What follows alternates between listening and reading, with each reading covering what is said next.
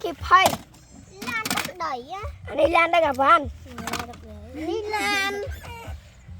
làm bùa tinh phơi đi lan là lo cắn đà đi chú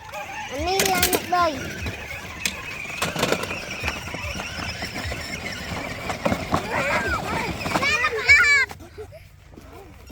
quá lan đi chơi tay như phải về đây tôi cũng không cho mấy cái lan mình tức nè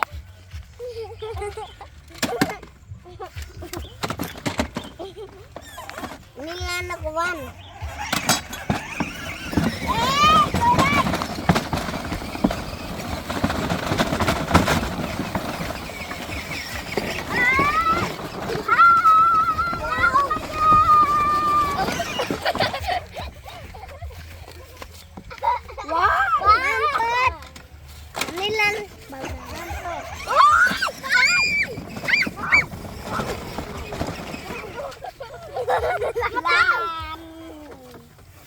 đi lan ơi các bạn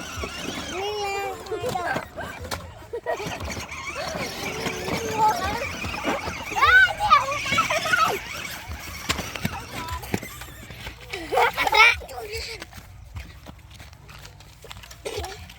lan nó preng pi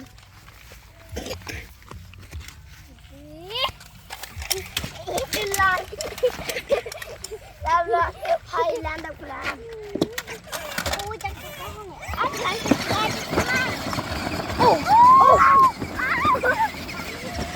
làm thép rồi lan ai phá lan là ớt lan Excavator lan sao con không đi tiếp đi làm bùa tinh phơi ra nó bay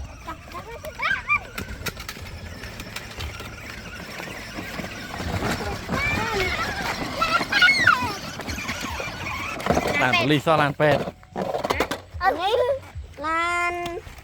đấy hay năng lan ở đây là ren lan chọn một thuốc hay năng lan eka hay năng lan sồi đây đã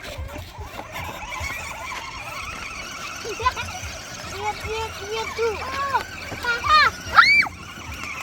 ô sợ tôi trong kia lấy eka